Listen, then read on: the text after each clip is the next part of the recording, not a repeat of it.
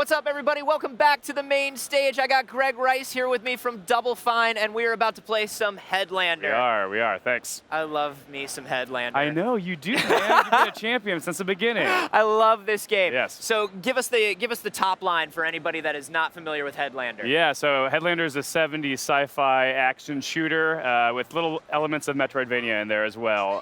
We're showing off a new section today, actually. So we've shown kind of our first 10 minutes. This picks up right after that. Okay. So the idea is that you are the last human head in a world full of robot bodies, and you have the ability to kind of launch your head off of your body, fly around, and land onto any other body in the world. Amazing. Yes. So the main thing we're showing off at E3 for the first time is kind of a little bit more of the Metroid structure of the game. So things like upgrade systems, mini-maps, stuff like that. But basically, the first section we've shown is kind of the tutorial section that teaches you a little bit of the mechanics. But now we've kind of crash-landed into this pleasure port, we've called it, which is kind of now an entirely connected, interconnected map, kind of more similar to Metroid games.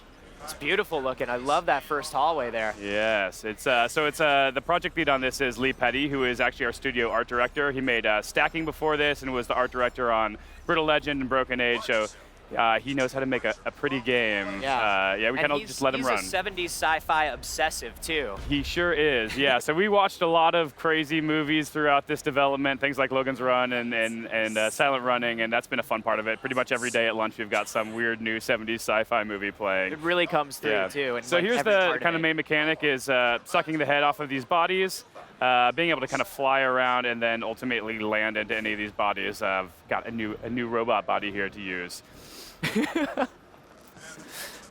And so you'll see in the top right there's a little mini map. That's something that we haven't really shown off much before, but that's kind of filling in as I run through these levels, and we can pop that up and take a look at it. Oh yeah, all this UI is new, huh? Yeah, so that's one thing. The other is we've been picking up these little blue orbs throughout the level. Those are something that ties into our upgrade chain. So in the first section, you would have seen this vacuum drive is something that we unlocked as kind of like a main new upgrade that blocks you from further parts of the game, kind of more similar to Metroid game. But now we also have these optional upgrades that you can spend the points on. So right now I'm upgrading my melee power, and that'll sometimes upgrade or unlock new chains off of this upgrade as well. Gotcha. But there's other things like this overcharge and bounce shield, which I'm going to try to run to real quick, which is kind of like more of a main upgrade path that'll let us access new areas of the environment that we couldn't before. Awesome. Yeah. So this is a new character that we have met for the first time here. Is Mappy. He's voiced by Richard Horvitz, who's the voice of Raz. Oh, that's great. But yeah, he's kind of like a mall directory map that I can actually land into and take control of. But he also gives me the ability to kind of unlock new areas on my map that I haven't been to yet, and shows me where some secrets are and things like that as well. That's great. And so this is an example of a door that we aren't able to get through yet. So this game has kind of this color-coded security system where there's bodies you'll find that are kind of more the enemy bodies that are color-coded, and the one we need to get through these is red, which is the first body you'll get, and they have access to all red doors in the game, and that kind of goes up through the spectrum of red to purple all the way. Gotcha. And so purple bodies would have access to every door in the game, where red would just be red and below. Yeah, and if you go in without the proper security clearance, the door is just a jerk to you. Yeah, man. So those are some areas that we're going to have to come back a little bit later if we can find a body down the road, which we should. Yeah, and that also plays into the combat system, so I'm trying to kind of beeline for that body. This is kind of a little opening introductory section where we can kind of talk to all of these robots and they'll have something to say. It's kind of also a pause before the kind of more hectic opening section. But yeah, we're going to try to get up here to this first combat room, and you'll see that basically, eventually you'll be able to land into bodies that have lasers, and the game is very action-focused. That's definitely a main part of it. But the lasers are bouncing, so a red laser will be able to kind of bounce and ricochet off walls, so you can kind of line up headshots, which is a huge part of the game, is decapitating robots and taking their body. And then that also feeds into the system where the orange bodies will then have lasers that bounce twice, so on and so on, to where by the end of this you have purple lasers that are going to be bouncing 6 times and causing crazy chaos. So this is a red body here. You can kind of run and gun, just shoot at will like that. There's also a cover system, so you can actually snap to cover and bring up kind of more of a laser sight line to be able to kind of plan our shots a bit more and expertly pick off that head like I just did there. See where your bounces are going to go. Yeah. That's great. And the combat is pretty loose, so there's there's a bit of randomness to it. Like right there, that guy popped up. I think I just lost controller for a second here. Am I gone? Boop. Let's come back. There we go. We're back. Maybe. My controller may be dying and losing connection. Oh, really? Yeah. Oh, no. I think we got another one we can swap out to. We might have to. Yeah, I think there's one land. Let's see. Let's see if it comes back here. There we go. Nope, nope, nope. Okay. Nope. We got a new one. We got a dead controller. We got a new one coming up for you in just a minute. All right. So they're rolling that up. So what I was saying is the combats they're not like specific designed rooms that you'll enter every time. I mean, there's a little bit of that, but things are a bit loose to where the types of weapons that the enemies have can change up from time to time. So you might get a spread shot, you might get something that has like a double shot, things like that. So it does kind of have a nice replay for kind of if you're retraversing areas that you've already been to before. Things are a little bit different every time. So I would imagine, especially later in the game when you're backtracking, opening up new areas, it's kind of nice to keep it fresh like that. Yeah, and we ran by a room a little bit earlier, but there are systems in place for kind of like longer teleportation. So there's rooms that you'll find that are kind of more mid-range zap pads. So instead of just being able to zap from, like we saw me zapping it within rooms, there's also ones that'll take you and teleport you throughout rooms. So we try to be really generous with the amount of backtracking in the game and really kind of make sure that players aren't retraversing entire sections of the game necessarily. That's awesome. But there are definitely moments like that, like a standard Metroid game where you'll run into an area you can't get to yet. You might have seen earlier I passed a couple of continuous laser beams that I couldn't have been able to fly my head through. And that's the upgrade we're trying to get to, which is a bounce shield that like kind of allows you to traverse those and find your way through without dying. Are we back? Gotcha. I think we're back. I think we're back.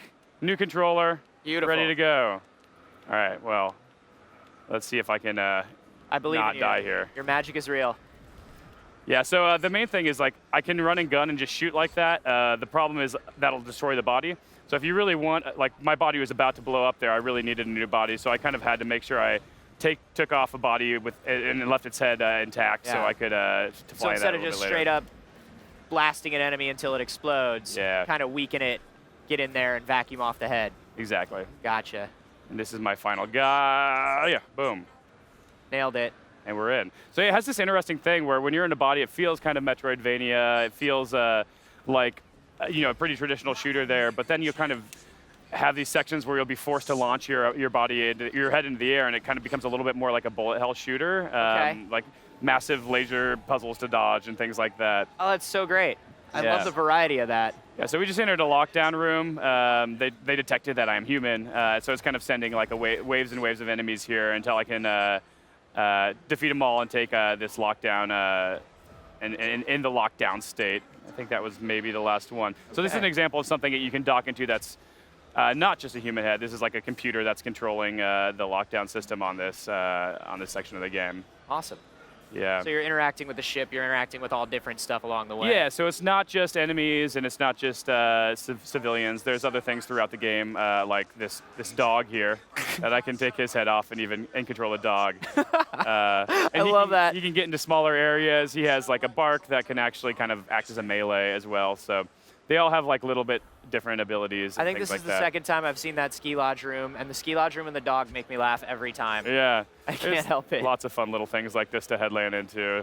Weird and I think that's important to kind of touch on is like we're rolling through this because you want to get to that upgrade and we're showing off combat, but it does have all of that kind of like Double Fine style and humor and characterization that we're used to as well. Yeah, you can talk to any character in the game and they all have different things to say based on what character you are. So yeah, there's definitely a lot of humor in the game. It's published by Adult Swim and they've been really great and they've been really pushing that and encouraging us to make it even weirder and weirder. Yeah. It's kind of nice having you guys in Adult Swim together and just being like amping each other up.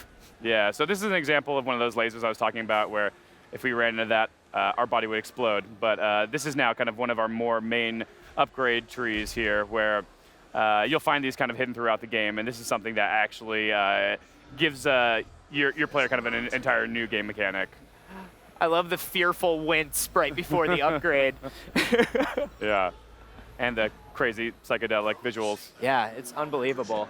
Yeah, the attention to detail in the visuals is so unbelievable to me. Yeah, Lee is a pro. So this is a new thing we haven't shown off before, which is the bounce shield here. And it's just kind of a crystalline shield that you can use to navigate your way through things like that. That's awesome. Yeah. So, I mean, we've seen I mean, you just kind of announced Headlander middle of last year. Mm-hmm. You guys have been plugging away on it. Do we have a timeline yet? Do you know what's up? Yeah, so this one actually had been in development for a while. It's just we had a lot of games going on at Double Fine between things like Broken Age and Massive Chalice, so we were trying to kind of keep it quiet for a while. But it's actually very close. It's coming out in July, so late July. Oh, wow. Yeah. That's awesome. So we'll be playing this in July of this year. Greg, thank you so much for coming by, Thanks so much for having us. Always nice to see what you guys are up to. Always cool to see more Headlander. PlayStation